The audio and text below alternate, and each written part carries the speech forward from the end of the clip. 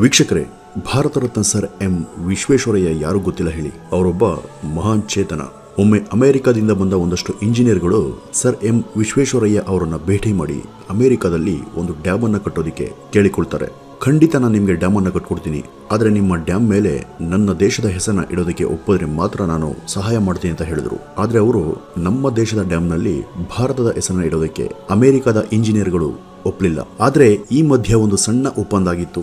ಆ ಡ್ಯಾಮ್ ನ ಯಾವ್ದಾದ್ರು ಒಂದು ಮೂಲೆಯಲ್ಲಿ ಇಂಡಿಯಾ ಅಂತ ಬರೀತೀನಿ ಅಂತ ಸರ್ ಎಂ ವಿಶ್ವೇಶ್ವರಯ್ಯನವರು ಅಮೆರಿಕದ ಇಂಜಿನಿಯರ್ಗಳ ಬಳಿ ಒಪ್ಪಿಗೆ ತಗೊಂಡಿದ್ರು. ಕೊನೆಗೆ ಡ್ಯಾಮ್ ನ ಕೆಲಸ ಮುಗೀತು. ಆ ಡ್ಯಾಮ್ ನ ಉದ್ಘಾಟನೆ ಸಂದರ್ಭದಲ್ಲಿ ಸರ್ ಎಂ ವಿ ಅವರನ್ನ ಕೇಳಲಾಯಿತು, ನಿಮ್ಮ ಒಂದು ಬೇಡಿಕೆಗೆ ಒಪ್ತಿದ್ರು ಸಹ ನೀವು ನಮಗೆ ಯಾಕೆ ಸಹಾಯ ಮಾಡಿದ್ರಿ ಅಂತ ಕೇಳಿದ್ರು. ಆಗ ಸರ್ ಎಂ ವಿ ಅವರು ಅವರನ್ನ ಕರೆದು ಹೆಲಿಕಾಪ್ಟರ್ ನಲ್ಲಿ ಕೂರಿಸಿ ಡ್ಯಾಮ್ ನ ಮೇಲೆ ಹಾರಾಟ ಮಾಡಿ ತೋರಿಸಿದ್ರು. ಆಗ ಇಡೀ ಡ್ಯಾಮ್ ನ ರಚನೆ ಮೇಲಿಂದ ಇಂಡಿಯಾ ಅಂತ ಕಾಣ್ತಾ ಇತ್ತು. ಇದಿಷ್ಟೇ ಅಲ್ಲ, ನಾನು ಈ ಡ್ಯಾಮ್ ನ ಮೂಲೆಯಲ್ಲಿ ಇಂಡಿಯಾ ಅಂತ ಬರೆದಿದ್ದೀನಲ್ಲ, ಆ 5 ಅಕ್ಷರದಲ್ಲಿ ಅದರಲ್ಲಿ ಯಾವುದೇ ಒಂದೇ ಒಂದು ಕಲ್ಲನ್ನ ನೀವು ತೆಗೆದ್ರು ಪೂರ್ತಿ ಡ್ಯಾಮೇ ಬಿದ್ದು ಹೋಗುತ್ತೆ ಅಂತ ಹೇಳಿದ್ರು.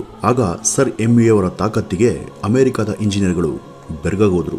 ಮತ್ತೆ ಇನ್ನೊಂದು ಸಂದರ್ಭದಲ್ಲಿ ಸರ್ಕಾರಿ ಇಂಜಿನಿಯರ್ ಸೇವೆ ದಕ್ಕಿದ ಸಮಯದಲ್ಲಿ ಸರ್ ಎಂ ವಿ ಅವರು ಮೊದಲು ಮಾಡಿದ ಕೆಲಸ ಅಂದ್ರೆ ತನ್ನ ಪರಿವಾರದವರನ್ನೆಲ್ಲ ಕರೆಸಿ ಒಂದು ಔತಣಕೂಟವನ್ನು ಏರ್ಪಡಿಸಿದ್ರು. ಆ ಔತಣಕೂಟದಲ್ಲಿ ಪರಿವಾರದವರನ್ನ ಉದ್ದೇಶಿಸಿ ಅವರು ಹೀಗೆ ಹೇಳ್ತಾರೆ, ನೋಡಿ, ನನಗೆ ಸರ್ಕಾರಿ ಆಹ್ವಾನ ಬಂದಿದೆ. ನಾನು ಸರ್ಕಾರಿ ನೌಕರನಾಗಿದ್ದಾಗ ನಿಮ್ಮ ಪರವಾಗಿ ಯಾವ ಸಹಾಯವನ್ನು ನೀವು ನನ್ನಿಂದ ನಿರೀಕ್ಷೆ ಮಾಡೋ ಹಾಗಿಲ್ಲ. ಆ ರೀತಿ ಮಾತು ಕೊಟ್ರೆ ಮಾತ್ರ ನಾನು ಈ ಒಂದು ಸರ್ಕಾರಿ ಹುದ್ದೆಗೆ ಇರುವೆ ಅಂತ ಸರ್ ಎಂ ವಿಶ್ವೇಶ್ವರಯ್ಯನವರು ತಮ್ಮ ಪರಿವಾರದವರ ಹತ್ರ ಭಾಷೆ ತಗೊಂಡಿದ್ರು. ಇನ್ನು ವಿಶ್ವೇಶ್ವರಯ್ಯನವರ ನಿಧನದ ಬಳಿಕ ಅವರ ಅಸಾಧ್ಯ ಬುದ್ಧಿಶಕ್ತಿಯ ಬಗ್ಗೆ ಕೌತುಕ ಹೊಂದಿದ್ದ ಅನೇಕ ವಿದೇಶಿಗರು ಅವರ ಮೆದುಳನ್ನ ಪಡೆಯೋದಕ್ಕೆ ನಾ ಮುಂದು ಅಂತ ಮುಂದೆ ಬಂದಿದ್ರು. ಆದ್ರೆ ಸರ್ಕಾರ ವಿದೇಶಿಗರ ಅಹವಾಲಿಗೆ ಒಪ್ಪಲಿಲ್ಲ. ಇನ್ನು ಸರ್ ಎಂ ವಿಶ್ವೇಶ್ವರಯ್ಯನವ್ರ ಬಳಿ ಸದಾ 2 ಪೆನ್ಗಳಿರ್ತಾ ಇದ್ವು. ಒಂದು ಸರ್ಕಾರಿ ಕೆಲಸಕ್ಕೆ, ಮತ್ತೊಂದು ಸ್ವಂತ ಕೆಲಸಕ್ಕೆ. ಇವುಗಳನ್ನ ಯಾವುದೇ ಕಾರಣಕ್ಕೂ ಅದಲು ಬದಲು ಮಾಡ್ತಾ ಇರಲಿಲ್ಲ.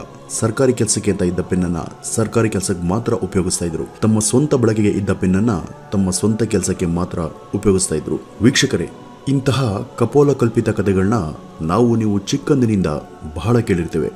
ಅಷ್ಟೇ ಯಾಕೆ, ಇಂಥ ಎಷ್ಟೋ ಕಥೆಗಳು ನಮಗೆ ನಮ್ಮ ಶಾಲಾ ಶಿಕ್ಷಕರಿಂದನೇ ಕೇಳಿಬಂದಿವೆ ಕೂಡ. ಅಸಲಿಗೆ ಮೇಲಿನ ಈ ಯಾವ ಕಥೆಗಳು ಕೂಡ ನಿಜವಲ್ಲ.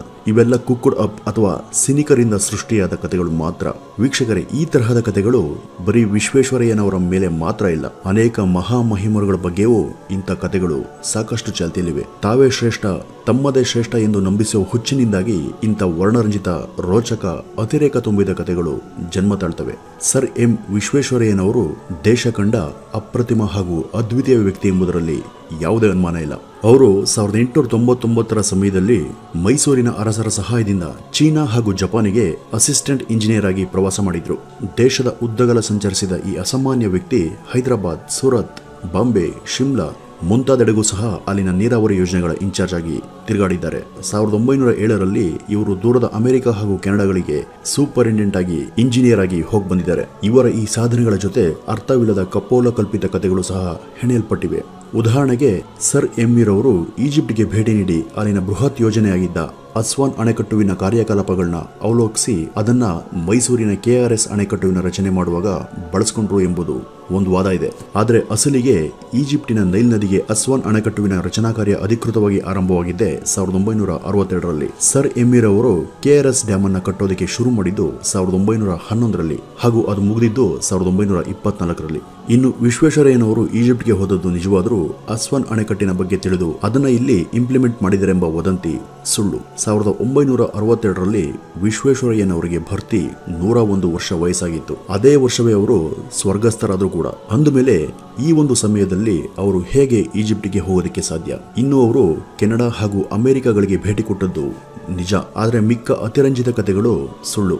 ಇಂಥ ಹಲವು ಖ್ಯಾತನಾಮರ ಹೆಸರುಗಳನ್ನ ಇಂಥ ಸುಳ್ಳು ಕಥೆಗಳ ಮೂಲಕ ಕೆಡಿಸಲಾಗ್ತಾ ಇದೆ. ಇಂಥ ಕಥೆಗಳ ಸತ್ಯಾಸತ್ಯತೆ ತಿಳಿದು ಅವುಗಳನ್ನ ತಡೆಯುವ, ವಿರೋಧಿಸುವ ಪ್ರಜ್ಞಾವಂತರ ಪೀಳಿಗೆಯೊಂದರ ಅಗತ್ಯತೆ ಈ ಕಾಲಕ್ಕೆ ತೀರಾ ಅವಶ್ಯಕ. ಇದಿಷ್ಟು ಈ ಒಂದು ವಿಡಿಯೋದ ಮಾಹಿತಿ. ನಮಸ್ಕಾರ.